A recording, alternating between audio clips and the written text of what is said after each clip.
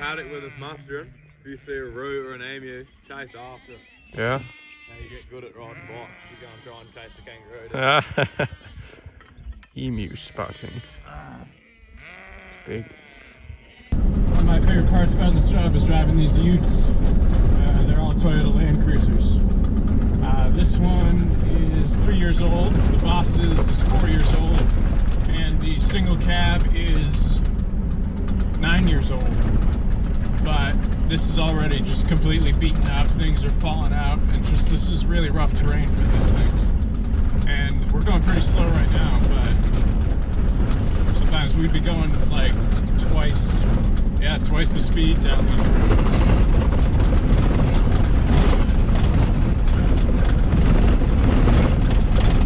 Yeah, that right there is how you take apart a vehicle without using a wrench. Just vibrate everything aggressively and it'll all fall out eventually. 2 of them are missing at least one mirror, as those get knocked off by the brush on either side. These guys are animals. I just cleaned out a bunch of trash, a bunch of cans and bottles and wrappers and stuff from these things, because they're just all building up in the footwells. You can't sit properly. They're all 5-speed manuals, and I've picked up this left-hand manual transmission pretty quickly. I haven't installed these yet, at least not during travel. When I went to turn it off, I let the clutch out a little bit too quickly and it shut itself down. But you gotta watch out for kangaroos, and I saw my emu this morning, as you just saw. I think I saw a couple on the plane the other day,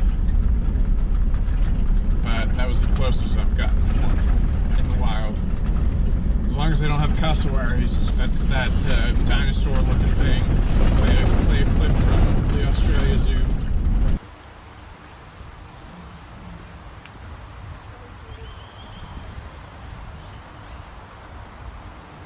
That is a gorgeous bird. You're a gorgeous bird.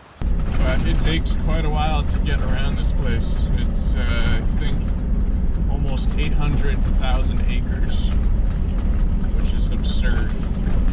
There are all these road networks that go all over it, all over the place. It works. We got our first rain this morning. Not a downpour like you usually get in Australia, but a pretty good sprinkle. It helps to keep the dust down. I'm already noticing a huge difference. Once a week at the station, I guess we have what they call a stores truck right over there. It comes and brings us a bunch of food and supplies and equipment or whatever. And I guess today's the day. I think it's a Thursday. Yeah, I feel like I've been here for an eternity, but it's only been like 5 days. But a huge storm is rolling in. It rained this morning. We got the yard set up at the next place, but then they had to call off the mustering because of the weather. We're already a day behind, so it might be 2 days behind by now. And I don't get a single day off till it's all done. And then I get 3 days off in a row, which is okay. No idea what I'll do, but this is Winnie. She chewed up one of my flip-flops.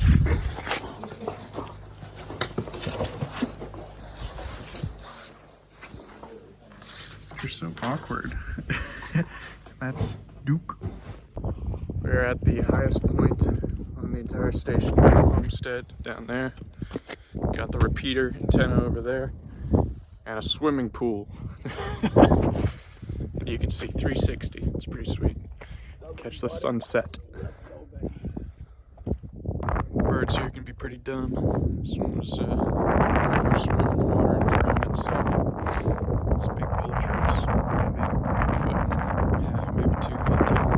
It's massive. Or maybe it's an eagle. I think it's an eagle. Oh, it's so cold up here. No, I don't think so. Look at that sunset. You can even see the rays. That's pretty cool. I'm gonna crank the saturation in this. It doesn't look the same on camera.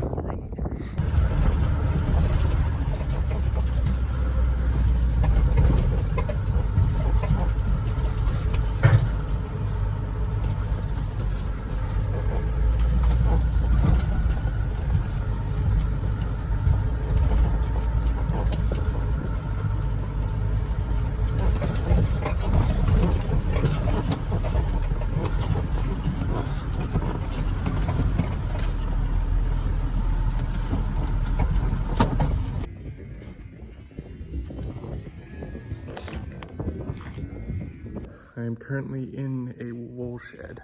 It's not shearing season right now, so it's quite well abandoned.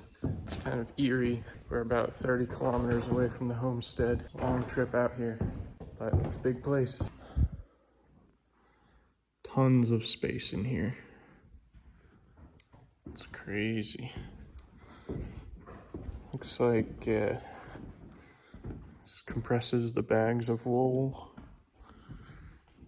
We've got them all organized, I suppose.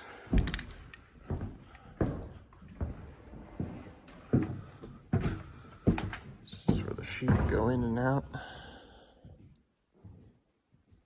And they go down these slides when they're done. Whee! Whee!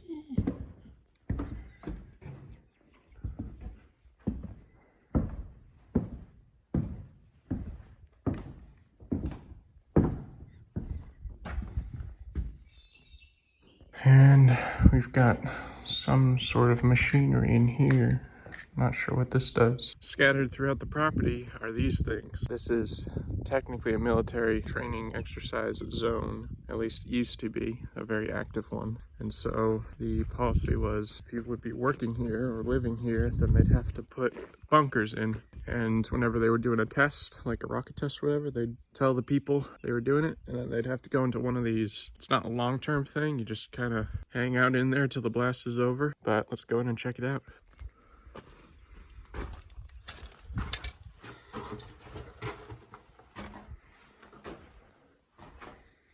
Oh, that's lovely. There's a rotting kangaroo in here.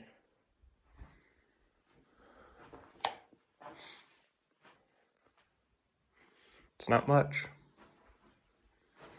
I guess you just huddle in the corners or something, because none of them have working doors necessarily. But looks like it's just a storage shed now. Got a whole bunch of gasoline right there.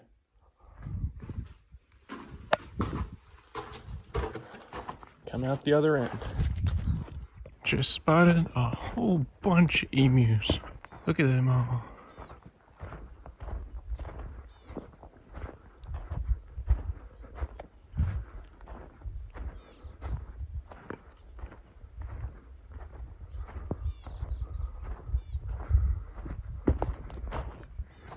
Look at them go. I'm about to drive this big guy. Wow. Sometimes it's hard to find second gear because reverse is down to the left and so is second gear, just off slightly. Can't go as fast as the utes over this terrain. It's a lot heavier, so it's a lot harder on the suspension. Woo. Sandy. I stalled it before even pulling it out of the shed, but it's like a weird, like, non-commercial / commercial hybrid because you don't have a push parking brake, it's a regular parking brake, even though it's an air system, and the shifter's fairly small. Honestly, it's smaller than the ones in the utes, but I'm getting the hang of it pretty quickly. Next up is crutching season, where they shave an even larger patch around the tail of the sheep to keep the faggots down. And I've been told that this will be my primary job, is transporting them around the place. This side has a mirror, but the other side, I don't know if it's supposed to be a mirror. It looks kind of chromey, but I can't see what it's seeing.